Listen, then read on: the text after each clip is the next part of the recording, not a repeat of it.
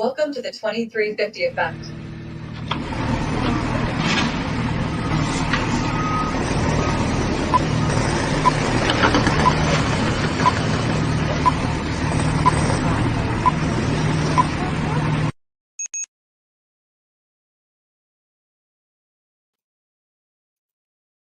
Hello, everyone, and welcome to the 2350 Effect. I am your co-host of the 2350 Effect. I'm Damian Kinsey, and as always, I'm joined by Dr. Farron. I am the co-creator of the 2350 Effect and the 2350 Network, the Virtual Wellness Summit, and also the upcoming Professional Work-Life Balance Summit. And like I said, I am always joined with my partner and co-host, Dr. Tanya Farron. Dr. Farron, you want to kind of tell a little bit more about yourself? Absolutely. Thanks so much for being here, everyone. I'm Tanya Farron. I am the co-host with Damien for the 2350 Effect, as he said, and two amazing summits and other things like the 2350 Network. So lots of great collaboration that we have together, and enjoy this time. So happy Sunday to everyone. I had put in the comment section of the post, happy end of your week to you. If you look at Sunday as the end of the week, or welcome to the beginning, getting yourself ready this week as we talk about time management this week. And I just want to say time management is something at our summit that is not completely covered. So we wanted to make sure that we gave you something in addition to what is all of the great things that we'll get into later that is coming at the Work-Life Balance Summit. So happy that you joined us today. Hi, Nick and Jackie and Leslie. Thanks so much for being here, and other LinkedIn users that are here, as well as people that we may not see in the comments. So sometimes that does happen to us. Yeah, and definitely drop your questions and comments inside the comment section. If we see them, we'll definitely try to get to them as best as possible. I'll be navigating, going back and forth on LinkedIn and checking the messages and seeing if we can make sure that we get to everyone and respond as best as possible, because we have a conversation on time management. All right. For some reason, it always has me on that side. I kind of like being on the other side for some reason. Whatever works, I am fine with. No problem. All right. So as always, we love to kind of start the show off a certain way. If you're new to the 2350 Effect, the 2350 Effect, this is definitely a show that we have every single Sunday. And if we're not here, we also make sure we pre-record and put it out there. So if you're just finding like, hey, what in the world is the 2350 and what is the 2350 Effect? The 2350 is this. Don't let 10 minutes of a bad day or bad moment disrupt the other 23 hours and 50 minutes of your day. So the whole premise is that we have 5 or 10 minutes of a day that sometimes ruins it. You run into somebody cuts you off, they cut you in line, and we get frustrated, and we allow that 10 minutes to kind of disrupt the other 23 hours and 50 minutes of your day. So that is what the 2350 Effect is all about. And as always, we start off with a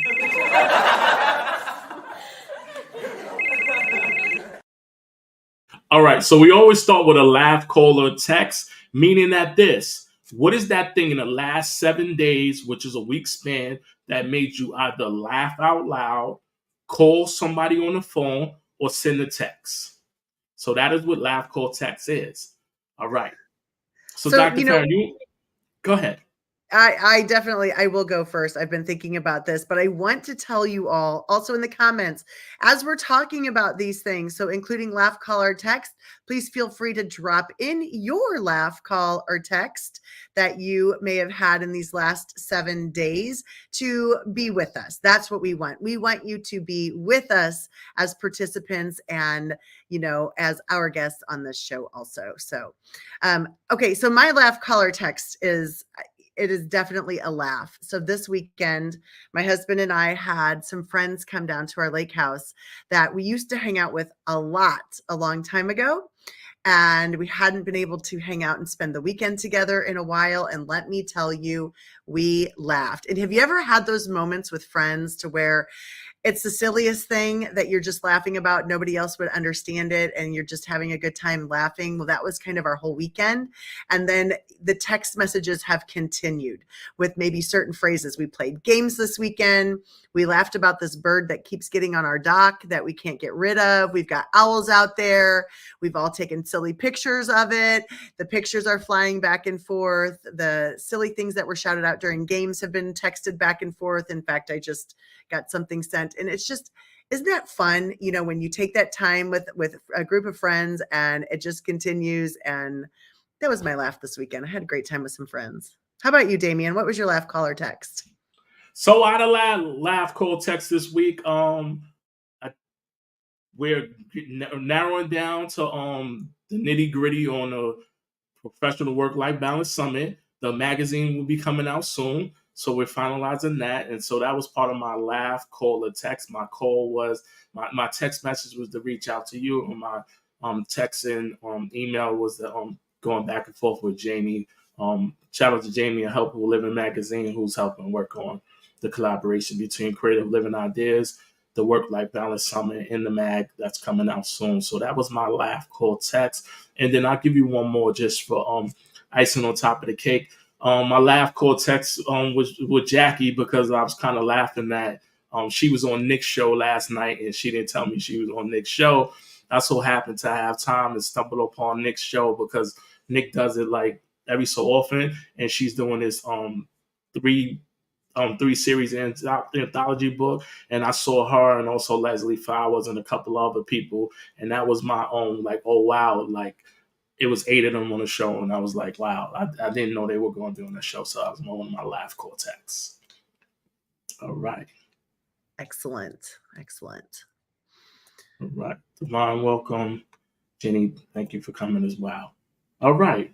Dr. Farron, as always, you want to start it off with our first question and conversational piece?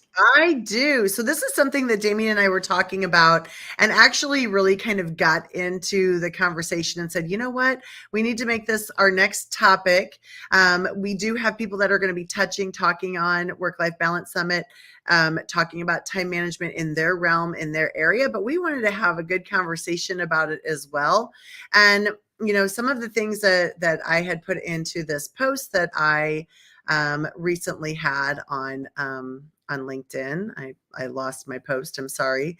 That you know, I wanted to know, like, sometimes does time management make you feel, you know, talking about time management or implementing time management strategies, does it make you have a better work-life balance, or do you feel like it's too rigid in your life, like it makes you too rigid? And I think there's a school of thought, you know, from both ends of the spectrum, you know. So work-life balance, as you just listened to our laugh, call, or text, I'm kind of giggling inside thinking I was having fun with friends, and Damien's laugh, call, or text was the magazine wrapping that up. So thank you so much. This is a good partnership here, right? You know, a little bit of, you know, yin and yang here. And I know we both have our moments where one is heavier than the other, and I love that. So that yeah, we're getting into talking about time management and thinking about, is it make you rigid, or does it make you more have a better work-life balance? Which one do you think, Damien? You want the answer to that question from my opinion? I do. Okay. So I love the conversation around time management because it goes so many ways in so many directions. It's all about perspective and situational things. Now, you'll have someone who'll be like, well, time management is rigid, right? And they'll be like, it doesn't need to be rigid, it needs to be flexible. But the minute it becomes a situation where their time is in value, it needs to be rigid. Let's say, for instance, if your car is in the shop and you need it back in a week and they told you you'll get it back in a week, the minute day 8 hits, that person who was like flexibility wants their car back on day 7. So that's always been my answer to that.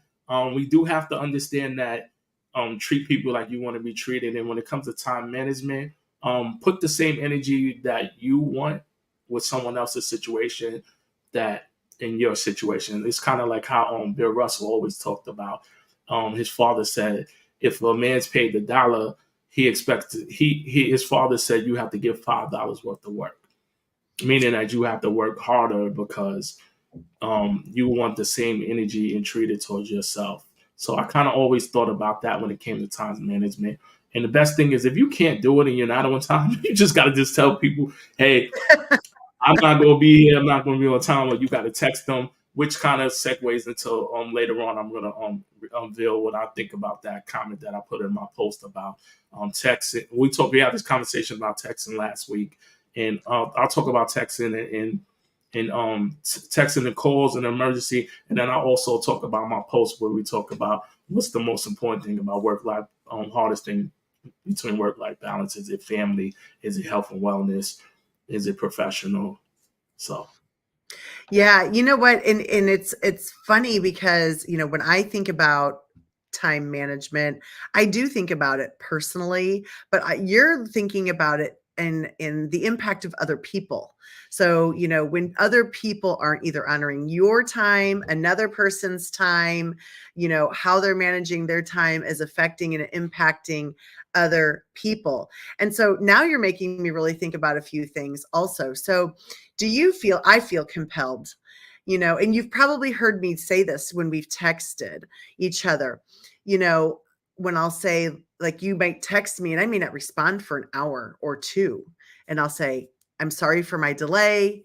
I feel the need to explain to people my delay. I was doing this, I was here, So to me, I feel like that's honoring somebody's like respect, like it's respecting somebody else. Like, I didn't just see your text and go, oh, that was from Damien, I'll talk to him later. There's usually a reason behind why I didn't respond to that, whether it be I was reading on the dock for 2 hours. That's why I didn't respond, which is okay. That's a healthy boundary, but I feel that need. Do you feel that need to sort of explain that delay in response with texts? I think it's evolved ever since in my career. I think if you would ask me that question 6 years ago, I would have said the need to respond was definitely more urgent because I was in an environment that was more urgent, and the tempo was what it was. So I guess situations and environments always make styles, and I think me being 6 years older, I had to not navigate in that same kind of space and energy. So time is different, but always valued that other people's time was important because the way people will navigate and deal with things is different from everybody else. And I also know if it was important, you would have picked up the phone and called me. So I kind of think of it like that. So it's no need to apologize, and I could see if I was texting over and over again, and you felt like, oh my gosh, things happen. We're all human, and we deserve time and space. Like, you deserve your time. We do, but I do feel compelled though to tell other people too, like, hey, I'm sorry I didn't respond. Here's what I have had going on, things like that. Because I don't know, to me, that's just, a polite way of saying, you're important to me. I still hear you, I'm here for you. And I think that's super important to do. So what do you think are some of the biggest time management challenges that people face in this fast-paced world? So one of them we just talked about is that response time of texting, right? What do you think? I'll give you the easiest one: coming to work and school on time.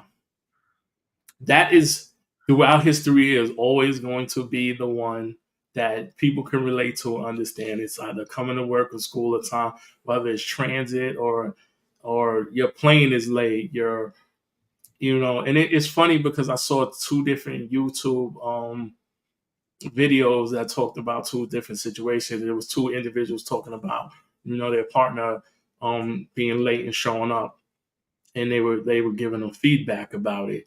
And then he was explaining that there was so many variables going on with transportation.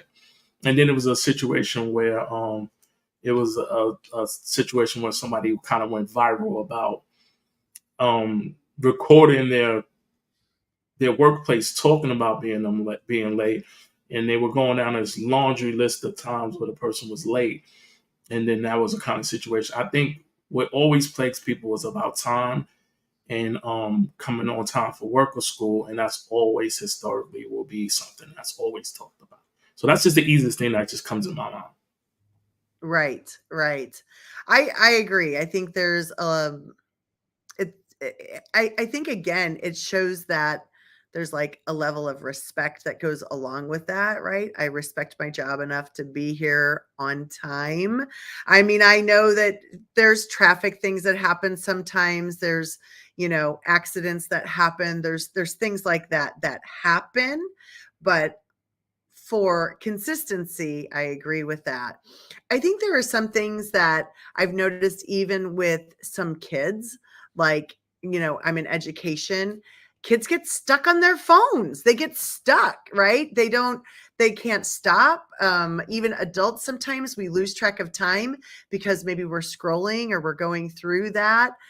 So I think those are some of the things that cause some time management challenges for people. How about when your delivery is late for like your Amazon order or your Temu order that's supposed to be here now and it's not, how do people react to that? I mean, one of my texts this week was from my mom. I am her Amazon shopper. I don't know. She sends me links and I just do it. Whatever she tells me, I do. And so she's like, are my packages there yet? You said Friday. And, so I think we have this expectation, right? Also of a lot of immediacy in our fast-paced world. Yes. And speaking of that, what you just commented on, I'm not going to say the company, but I purchased a couple of individuals' books, and I noticed earlier this morning that they haven't gotten here yet. So I just wondered, did the company commandeer my money in the purchase? So I am going to go look for it. So I don't want to badmouth any company that I purchased some books for, but I'm going to look. That. Sometimes the orders are in back order, so it happens. But they're not really good on time management right now. But they're normally good on time management. Sometimes they're incredible. I'm like, how did this even arrive in 30 seconds? I feel like, right?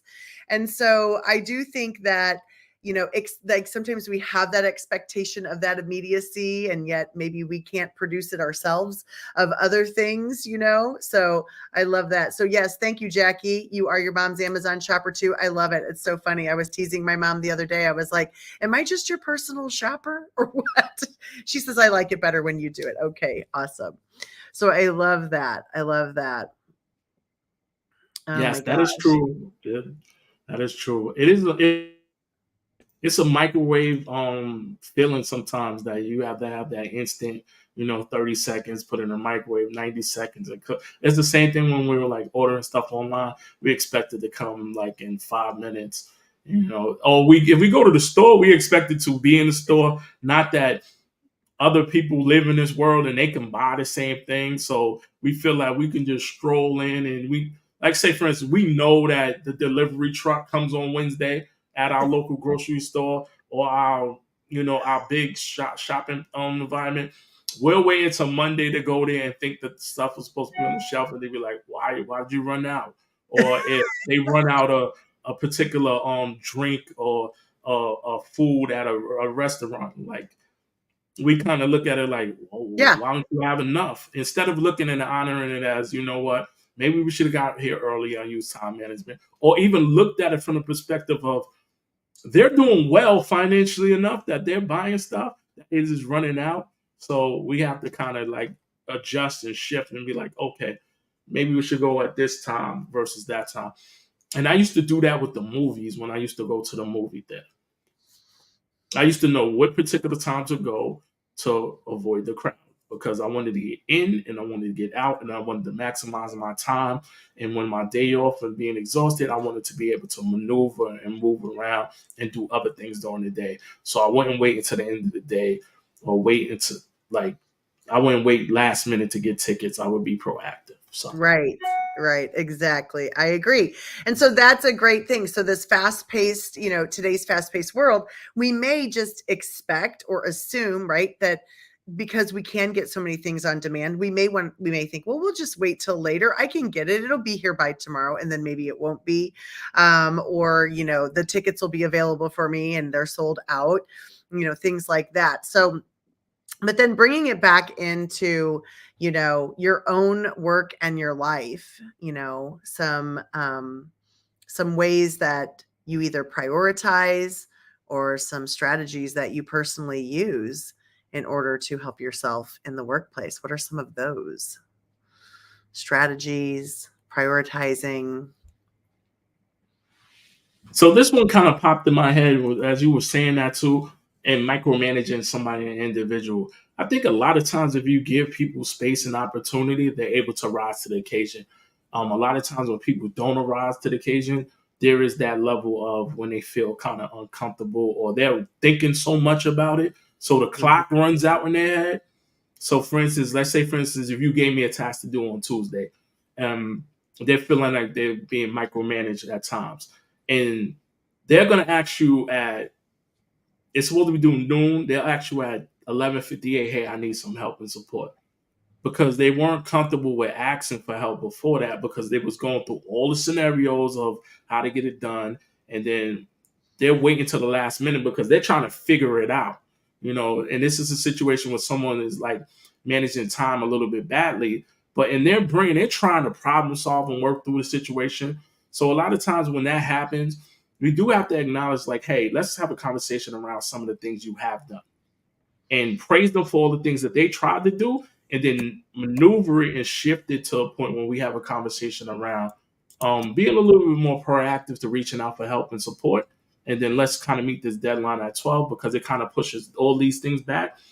And then it creates extra work for you and us. So I think that's another way to organize and work with time management. And then also on Monday, checking in with the person and saying, hey, what can I get help, need help from? Because you kind of know sometimes your audience or those individuals who kind of struggle with time management and finding ways where you could partner them up with other team individuals or kind of do checks and balancing and put particular timelines in place that way that'll help smooth those things out. So I like that you asked that question, and also Sarah kind of put that in the chat when she was having a conversation with Leslie, and that popped in my head. Right. I agree. And so I do agree with that. In fact, just recently I had a staff member flexed some time and she messaged me in the morning. And I think I told you about this, Damien, because this kind of prompted our conversation. And she messaged me in the morning. She flexed some time and said, I'll just come in tomorrow at 7 a.m. And I was working and she said, hey, I just want to let you know I'm here. And I said, I trust you. Like, and I think that's huge, right? I do trust, the staff. They don't need to come in and be micromanaged. I trust them. They're professionals. And I've always said that to my staff, you're a professional. Now, have I had staff that need help, who maybe haven't been able to get tasks done? That's when I would step in and help. And some of those things that I've done is that time on task type of, activity with them where we take their day and we break it down for them. And then they can kind of plan out hour by hour what their time on task is. And that has been super helpful for them. But I want to tell you this, y'all in the audience, listen to this because I've heard this before. So I just looked this up. And tell me if you think, give me your reaction in the chat of what you think about this statement. So according to a 2023 survey, people check their phones on an average of 144 times a day. Another study said the average person checks their phone every 12 minutes or approximately 80 times per day. That's a lot, right? I mean, I think it's true as well. And I've caught myself doing that. And so literally there are some times when I have, are you pausing? I have a question. So does that take into account the individuals who are on their phone for 12 straight minutes? I don't think so. I think it means that every 12 minutes I think they're, and I'm going to tell you, I've been guilty, right? On my desk, tap, did anything happen? Tap to look at it, to see a notification came in, tap. There are times that I have taken my phone and put it in the other room and finished a task and said, I've got to do this for myself. So, oh my gosh, those of you that are out there, think about that. Like if you're having trouble with time management, that could be strategy number 1. Check. I'm going to go put my phone out while I do this task. and step away from my phone so that I don't have it. Now, a couple of the strategies that I use for that myself, like what I was reading on the doc today, I took my Apple Watch off and put my phone in my bag, turned it off. And for a couple of hours, I didn't check my phone while I was reading. Hard to do, easy to do. It's a habit that you have to create. Another habit that I kind of create with that to maximize my time. Sometimes I don't wear my watch on Sundays. That's like a thing for me. I don't wear my Apple Watch on Sundays most of the time, just because I just need some like unplug. I gotta just be. Now I was laughing with Leslie's flower said. She said, "Not me."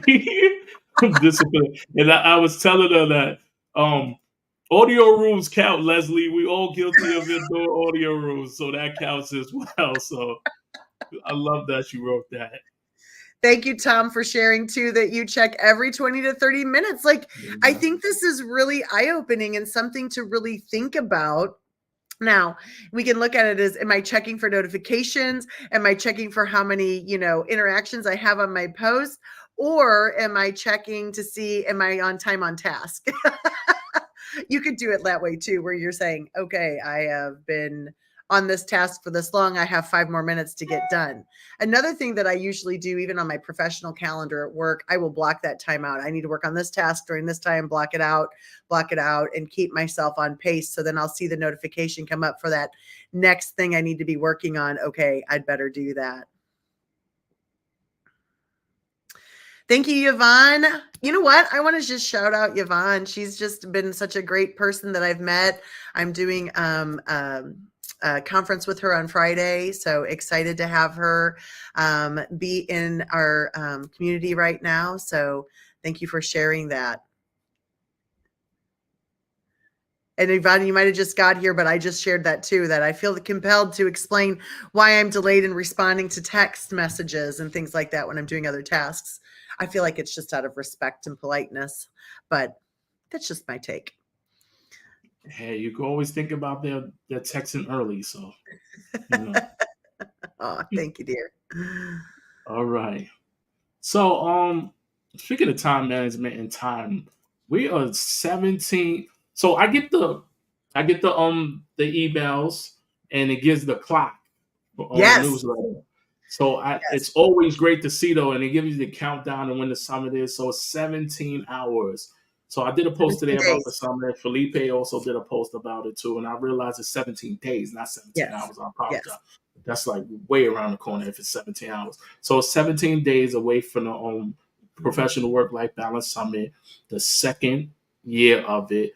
Last year there was 13 presenters. This year is 26 presenters. Correct. 28 different workshops. Want to talk about the summit? Get into that before we get back into questions. Yeah. And I promise to answer the question that I put out on the poll on Wednesday right after we get to talk about the summit. Yeah, for sure.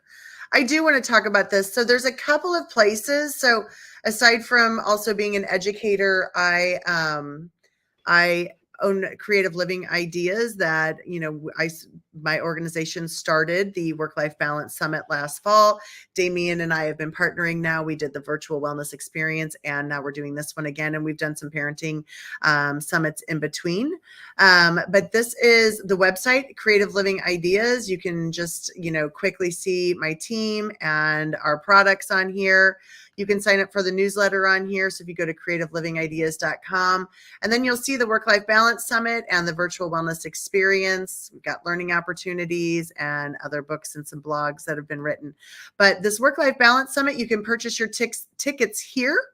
And you can go through and see the presenters. There's lots of different images for you to look at. You can read some testimonials that are in here from last year. So check that out. We would love for you to join us at the Work-Life Balance Summit. I want to show you, this is actually when you click on the link, this is for you to be able to be, to see the event. It is a Zoom event. So it looks like Zoom. And then you can go in here and see each session.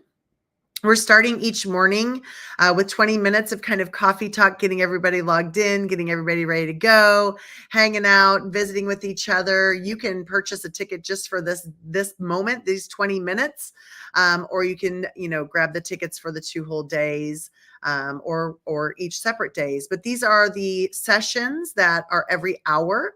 They're 45-minute sessions. We've got a short break in between them. They are recorded, and you'll have access to the recording for up to 2 weeks afterwards. You can go back and rewatch them. You also have access to all of these amazing presenters, meaning you'll have their social media handles, email addresses, whatever they've decided to provide for you so that you can learn more from them.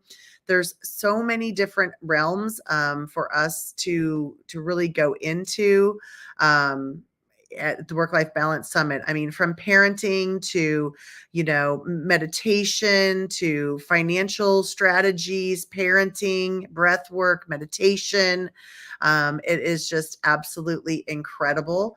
So you can go, when you go to purchase your tickets, you can click on this. You can also join the lobby once you get your ticket, and you'll see this in here. It's a really great platform. As you can see, there's a countdown here also. And this platform allows this chat over in this side. So you can chat with the presenters that day. You can ask questions. So it's really amazing. All you need is a whatever account that you have a free Zoom account linked to. When you purchase your ticket, put that email address in. You'll get emails from them. So it is absolutely incredible. You'll be able to organize your day. These are the sessions that I'm hosting. So they're on my agenda for the day. This is all of the sessions. You can go through and bookmark sessions that you want to go to. And then you can have your personal itinerary so you know where you wanted to go, who you wanted to see. And then all of our amazing speakers are on here. As you can see, their social media handles are on here. And so you can check those out and see more about the presenter. This clicked on her YouTube channel. So lots of great access to our amazing presenters. Yeah. Anything else you wanted me to share, Damien? Yes, and it is a 2-day virtual event, so you can do it from the confines of your workspace, your home, your kitchen, your living room, wherever you use your virtual devices, your phone, your cell phone, or your laptop. So it is definitely a 2-day summit.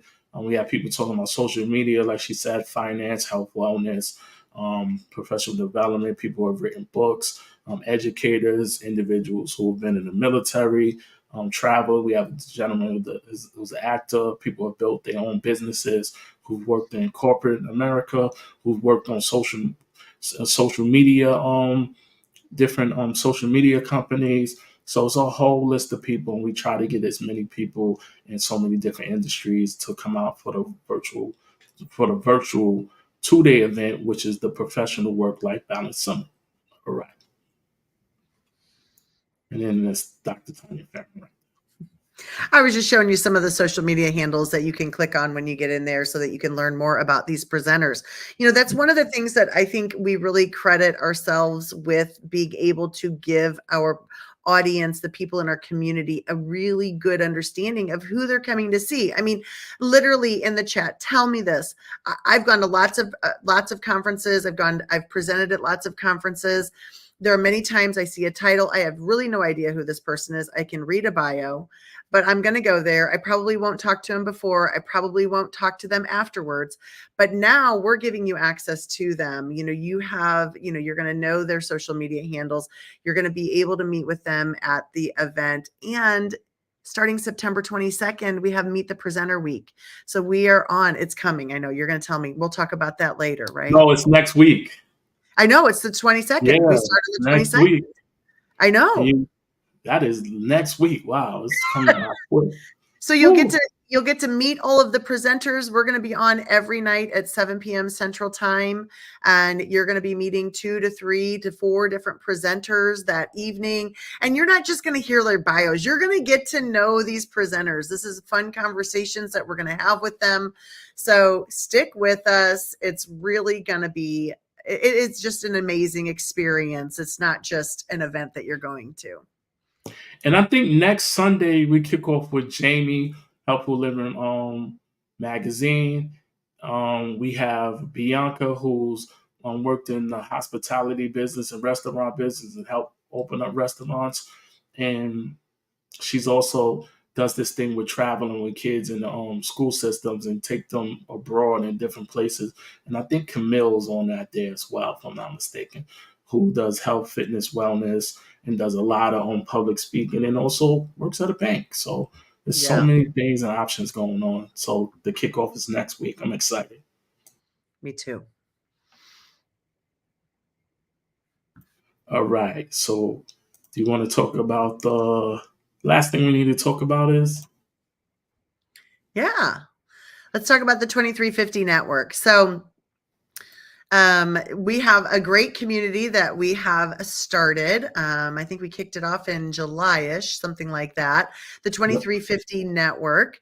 And we have an amazing group of people that are already in our network. And if you are looking to be a part of our network, you certainly can. Did you want me to share the website? Oh yeah, no problem. Let me get into You're this going real to go quick. So through the these slides? 2350 network is definitely a place in the hub where we build a level of networking, leadership, learning, socializing, and also giving opportunities for continue to build and build our network and build our sense of community. So we have a virtual campus space. We kind of have like 3 tiers to it. It's creating this virtual community that's open 24/7 to our community members who can go in and network, have conversations, brainstorm, work together in that particular space. It's also the campus. It's a whole campus experience, as you can see outside. It's me outside. Here's the auditorium, me outside in the auditorium. We do have situation. We did have an event last week. We did when members came to. It was a good conversation. It was our member meeting, and we had a conversation, and we did some leadership stuff that day. Here's the network community room where community members can come. Here's another pool room with recreation and spaces for our community. Here's my virtual office space. You come and have meetings. Here's Dr. Farron's virtual office space where she met with Erica on a Saturday. And here's some of the perks of being a member, which goes into the website. Yeah, so the website Thanks, is Aaron. great. Yes, thank you, Aaron. The website is great. It is the 2350. You can go to 2350network.com. And you can check out our homepage. You'll understand the name of the network when you read this. Don't let 10 minutes of a bad moment disrupt the other 23 hours and 50 minutes of your day. Make every minute of every day count. The 2350 network. It's time to bring people together, and we love that.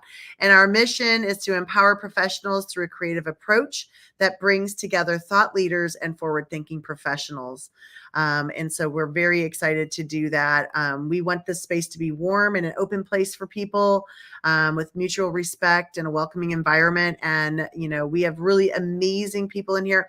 Our event the other day with our members at our member meeting was such fun and, you know, really stretched our members that day. And I think they really enjoyed it. You know, we're really helping to grow our members professionally, and we have a vision with that. And then our values is to share as many resources, help others learn and grow, be open to learning about new concepts and training, participate in the network to collaborate with others, attend events that you commit to, and be willing to laugh, share, and dream big.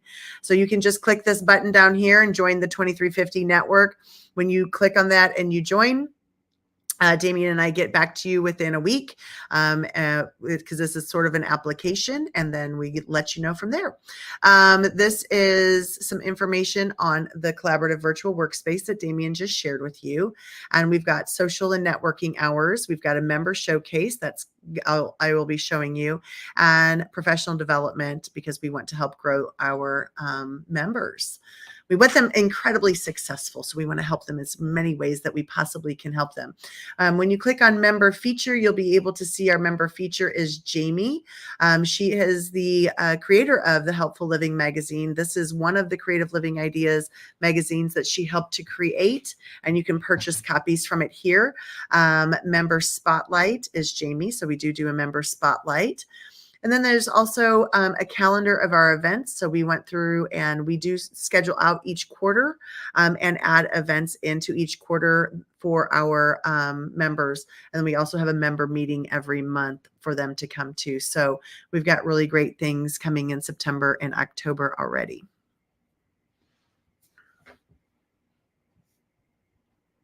Any questions? If you have questions about the 2350 network, drop them in the chat. Happy to share those with you. All right. No, thank you for that, Dr. Farron, and putting that out there. Yeah, any questions about the network or anything, or even our conversation and what we're talking about today, where we're having a conversation around time management, put them in the chat. Let us know your comments, your biggest time management blockage, or the biggest thing that you learned from being a good time manager, because we know there's some people out there who are really good at time management. Now, I kind of did a poll, and I want to kind of see one moment, where is that poll at? Oh, I forgot about your poll. That's right. Yes. I loved that my you did word. that poll. I remember. Yes, I took the poll. Yes. Mhm. Now, thank you for taking the poll, and thank you everybody who responded to the poll. And if you have no clue what is this guy talking about, I did do a poll the other day, and I am really big on trying to remember as best as possible. I know I told people in the poll that I would reveal what I thought about it, because then it'll be several days in. It's 3 days left in the poll. So I had a curious question about which is more challenging to achieve, balancing work and career, family and friends, health and wellness, or social media. So right now, which is leading is health and wellness is the hardest thing, most challenging thing to achieve balancing, followed by work and career second at 24%, and then social media and network and then families at 9%. All right. So do you want to chime in before I Sure. give my insight? I absolutely I loved that. In fact, it was a hard question, and you gave 4 really great choices, which made it a little more challenging, to go through there. Because sometimes, and I think people don't realize that social events and your social life can over stress you and stretch you too much. And so I was kind of torn between that and the physical wellness piece. Because that's probably been my biggest challenge in the last 4 years since starting Creative Living Ideas and doing these summits is, that time, to find that time and to stop and go do that has been hard. I've had to be very intentional about that. Very intentional. And really working to be intentional about it. Like, again, time management, saying, and I'm a morning exercise person. So if I don't do it in the morning, probably not going to happen. But like by 6:30, I need to either be outside walking on a treadmill, doing something physical, and kind of get it off my list. All right, your thoughts. That's a good one. So those people out there, throw yours in the particular chat on what is the biggest thing for you that is kind of hard for you to the biggest challenge for you. Throw it in there. It's the options are work and career, which is 1. Number 2 is family and friends. Number 3 is health and wellness, and 4 is social media and networking. So I love to hear Jackie put hers out there. She talked about health. You talked about health and wellness too. Yeah. You know what I think, right? Guess what I think. About give me one guess. About this. This is the most challenging one. For you? Period. For anybody, in my opinion. The family one? Yes. Yeah, that's what I figured it was for you. You know why? Because all those other ones lead to that, and that is where you spend your time at in family. Yeah. Health and wellness. A lot of times people want to get healthy because they want to be there for their family and live a long life. They have motivations. And then sometimes the blockage and the reason that they say they can't is because they're spending time doing stuff like work, which is to support your family, which is to pay bills and live. Yeah. And then the other one is social media, which is a level of networking that can lead into work. And it also can lead into building a community to be attached to, and also can lead to opportunities to actually build a family and friendship, Mhm. which kind of the roads lead to family and Jackie, I friends. was just going to say that. That was Damien's connecting the dots to all of those pieces together. I love that. I agree. That is a great Yeah, school of thought. we I used to like call it that. closing the loop. Mine, the two that I was really struggling with for me were the health and wellness and the social events. Like I can really overbook myself on social events, and I have to really like put these parameters in place to make sure that I'm adhering to some other time. Not that I put it before my family. It's definitely not that, but I can overstress myself with that. Interesting. I love that. So Yeah. thank you, Tom. That you're like me and Jackie, Tom. The health and wellness. For some reason, I do that. It's a tough one for me, but I'm working on it. And Yeah. thank you for you. It's working career. Thank you, Flavia. Flavia, I'm not certain how to pronounce your name. I pronounce it. I apologize if I pronounced it incorrectly. And you have to figure out what kind of works best for you. So if you said social media and networking, you're right because it's specific to you. And if you said health and wellness, you're right because it's specific to you. And you That's said right. family and friends, it works because it's specific to you. And the same thing with work and career. But I always look at it when you listen to people in here, the reason why they don't have enough time to actually do to work out is because you'll hear they'll say, I'm taking care of the kids, I'm going Right. to work, I'm spending time talking to friends, I'm doing this and that, and then those kind of things kind of fall from the wayside sometimes. But the whole goal of this is to remember that spending time on you is okay, it's important, and figure out where you're managing your time between work, family and friends, health, wellness, and social networking or connections to make sure you're making time to manage your time that works best for you. So if you're spending 60% of your time working and that is what you want to do, it is okay. If you're spending 80% of the time with your family and you're using your time management skills on that, that is okay as well. Don't feel bad. And also, this exercise is good so you can do a mental inventory of where you're at. All right. All right. I want to talk about something that goes along with that. I love that you validated everyone's, answers, because it is true, whatever goes with that. But I want to talk about a strategy that I use, and I want you to share a strategy that you use with time management. So one of the things that we do in education a lot, and you do in business a lot as well, is you do a backwards design, right? So you think about what's the end in mind. What is your end in mind? What do you want to accomplish?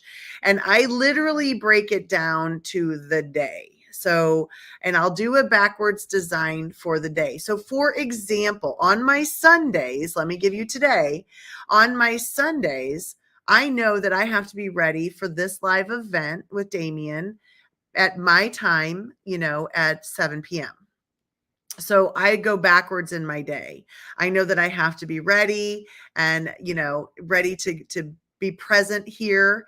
And, we laugh and joke. I laugh and say I've had to get through hair and makeup, right? Because, got to get kind of presentable on a Sunday night and not in my pajamas.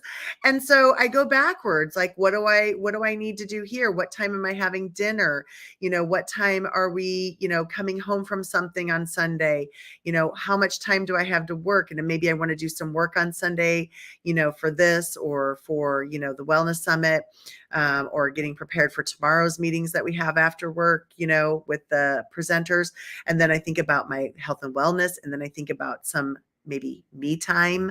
And so building all of that in is really important, to go backwards and look at the day and say, okay, well, now I have this much time. This is my window of time that I can work out. This is my window of time that I can work. This is my window of time that I can go in and, make dinner, grocery shop, whatever it is that I need to do, and plan it out. Now, when I'm looking at that window of time, sometimes there may not be enough hours in the day to get accomplished what I want. So then I have to go through and prioritize that list. What's important to me today? Well, today I decided to treat myself, and I gave myself from 12 to 3 o'clock to sit on the dock and to read, to sleep, to daydream, to just be whatever I wanted to do. And that's a big chunk of time. Some people may not have 3 hours to give of that. And I don't normally either. It just happened this way. And so making sure that you're going through and backwards by design. Now, I also do that for the week, and I've shared this a lot on a Sunday. I look at the week ahead and I schedule the events and see what I have coming. So I look at the end of the week. By Friday, I need to have these things accomplished, and I schedule those in. How about you, Damien? What are some of your time management strategies? As soon as you said it and started talking about it, I automatically went to strategic plan. Having a plan and a goal for the entire year, putting a strategic plan in place, utilization of calendar, having those timelines and calendar. If my calendar is off, because I'm so used to having my calendar in place, that it doesn't work for me. I remember switching to Calendarly, and it Yes. kind of was like off for me because I just wasn't used to it. So I went back to the traditional approach of putting on my calendar, sending the invites, and if somebody sends something to me through like a different platform, because there's so many different, I would copy and paste it because some of them don't send. Some of the platforms we have digital meetings, I'm not going to say the names of them. They have where they send it to you as a direct email and it's not an invite. So I like to copy and paste it as soon as someone sends it to me, and I put it and turn it into a calendar invite to put it on my calendar. So those kind of keep me on track. And then I put alarms on my phone. Yes. And then for those people out there who love AI, you can just put it into your AI app. I have not AI app. I have an AI function in my house. I don't want to say the name of it because it's going to start talking, and I'll put it as a reminder, and it'll be like reminder set for such and such time. So Sure. I'll do that as an alarm. So those are good things that kind of help. Absolutely. You know, it's funny. And a lot of us are parents out there in the audience. And so, you know, we use this in education a lot. My mom used it for my kids when she would come over sometimes and get them on the bus while I was going to work. And she would set the timer on the microwave. And she'd say, okay, guys, you know, we have 5 minutes to go in and brush your teeth, get your book bags, get everything ready, get out of here. I'm going to set 5 minutes on the timer, go get that ready. Or you have 10 more minutes of watching this. I'm setting the timer so that you can see that. And, you know, that starts really getting, you know, kids and families ready to go. And starts letting them know that there is a concept of time also. And so I think it's our responsibility as parents to teach our kids a concept of time. And just going all the way back to the beginning of what we talked about, that concept of time, teaching them that that is showing respect to the people that we are going to. You know, nobody wants to plan a party and have nobody show up for the first hour. Right? You plan the party, you have it all ready, and people that are coming late. Nobody wants that to really happen, right? I mean, that sets a whole new spiral of things that could happen for people with their emotions and anxiety. But just making sure that, you know, we are honoring people's time. I think it's an important skill that we are teaching kids, that we're using in the workplace, that we're using socially also, you know. Lots of reasons for time management. Yeah, speaking of time management, multitasking, is it a distraction to you or not? Because it made me pop in my head because I'm having a full-on conversation and a message. I'm having this conversation. I'm navigating the show, and I'm also reading the comments on LinkedIn and also in the chat. Does multitasking, is that a distraction to you when it comes to time management for you? So I would say can I multitask? Yes, I can. I definitely can do that. And now I can tell you that my kids, they will still talk to me about when they were younger. And I would say, keep talking, follow me into the next room. I'm going to change the laundry. Keep talking, follow me into the kitchen. I'm going to start making dinner, which they understand, but I'm going to tell you, they did not like that I was not giving them attention all of the time. Like if they wanted to talk to me. So I learned While multitasking I can do, and I believe it can be effective, there are some times where you have to stop and focus because it is showing that person that you are truly interested in what they are having to say to you and that they are important to you. So, how's that answer? I think that's a good answer. I learned the more you keep going up the flagpole, the less time people have for the sit down structured meetings. So there's certain people where if you want to have that conversation with them, you're gonna have to do the walk and talk. Otherwise, it's gonna be on their calendar 3 months later, and by then it's gonna be too late. So Exactly. I think you have to do both. You have to be able Right. to get prepared for this, and then sometimes you have to learn how to do the walk and talk. And I love that you taught your kids that you have to do the walk and talk, because if you're talking Right. to somebody who's the CEO of a Fortune 500 company and they're like walk and talk with you, you're like, no, let's set up a meeting. That meeting might be in quarter 4 and you're in Q1. So you gotta be mindful of that. Like if they tell you walk and talk, You better get walking. This is your opportunity. So I love I it. agree. That's right. I do agree with that. Yes. Mm-hmm. Thank you, I don't Tom, really, for, I'm going to be honest, I don't really love this. If I'm talking to somebody and they're like, yeah, that I don't love. No. I learned to deal with it. Because I work with kids, and I'm not gonna lie. I remember, and I bring this up a little bit. I remember them being at a workshop, and the individual was talking, and they were like, "I'm gonna stop and wait for you," and I'm like, "My kids can they're writing, Yes. they're writing, they're on their phone, and they're doing this," and I'm like, they're going to tell you everything that you just said in that conversation. They just retain information differently. There And they're definitely are. also looking up what you just said to them. So they're doing like their research. They're no longer going to the library, getting an encyclopedia.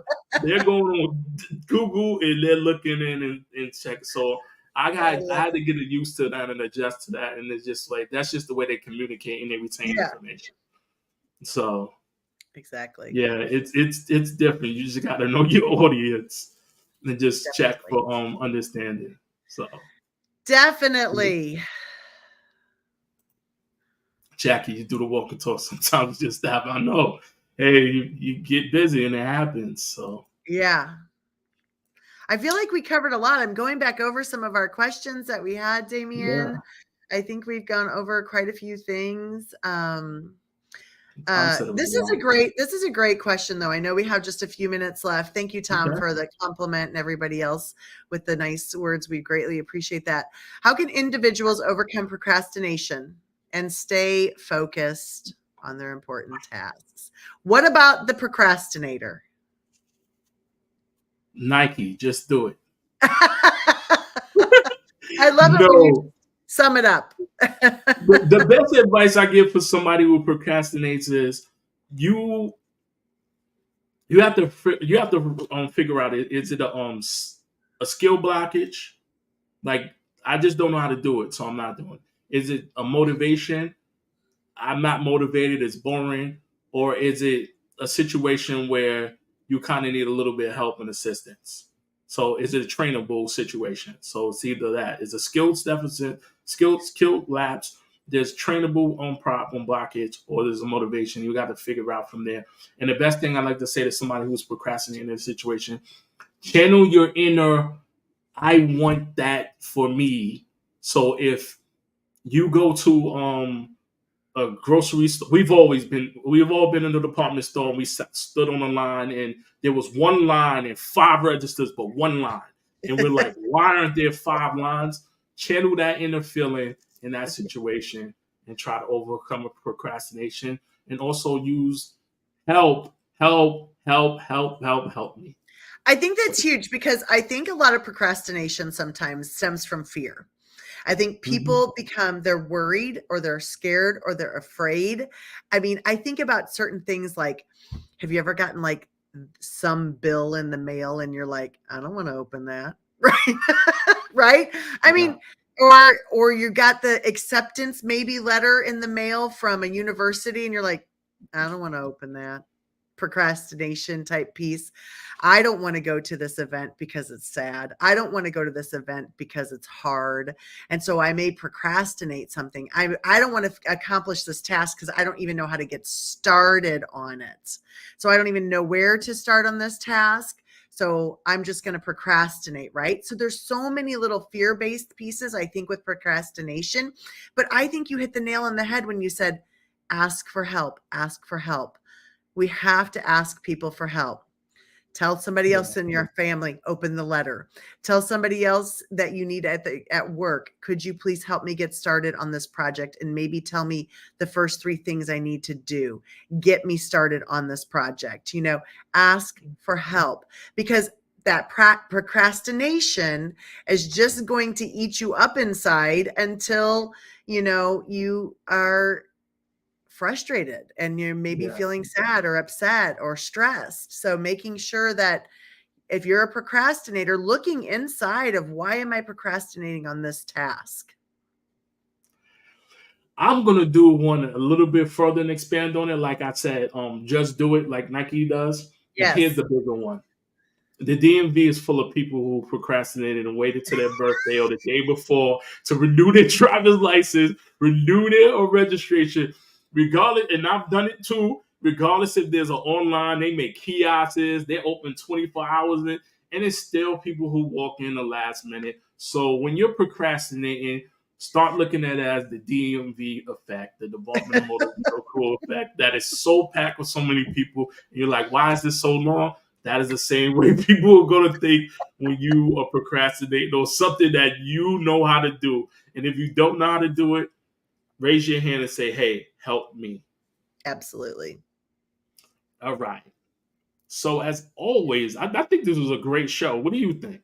I love it. I think it was a great topic, relevant to so many people. And I think it was great. I appreciate everybody that was here and, you know, participating in the comments. And like I said, if we did not get to show your comment or didn't get to say your name, we did not see it on our end of this event. And so we will go back in and make some comments. We'll make sure that we acknowledge you. We appreciate you being here, and come to the Work-Life Balance Summit. Come to our Meet the Presenter week that's coming up starting next Sunday, every night at 7 p.m. Central Standard Time. And we are excited to have you be here with us tonight. So loving this. And we're not done though. We have one more thing to do. Yes. All right. So we always, if you've been joining us, we always close with a quote.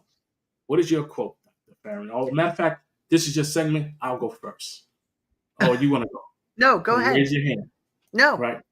So mine as always is, don't let 10 minutes of a bad moment disrupt the other 23 hours and 50 minutes of your day.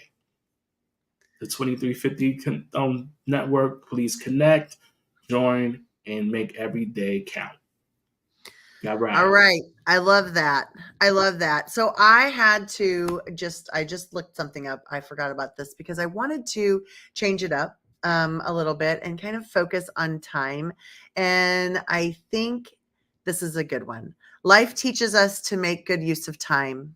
Well, time teaches us the value of life. It's kind of deep.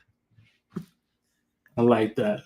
Life teaches us to make good use of time, while time teaches us the value of life. All nice. Right.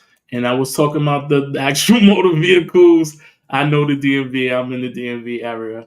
Like Dr. Farron said, that was a great quote. The quote close on time. And can you say it one more time before we go into the reel? Don't leave, because we have the reel of the summit. One more time, Dr. Farron. Life teaches us to make good use of time, while time teaches us the value of life. Nice. And it's time to go out and get your summit tickets. It's 17 days away. And we'll see you next week for start of Meet the Presenter Week. And here's the presenters.